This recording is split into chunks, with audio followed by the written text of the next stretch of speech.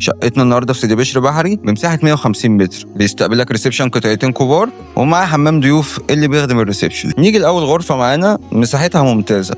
الشقه في الدور الخامس ببرج 18 دور، مرخصه وكامله العدادات، وده الحمام الرئيسي. ودي الغرفه الثانيه بمساحه مناسبه واضاءه طبيعيه تخليها مريحه طول اليوم.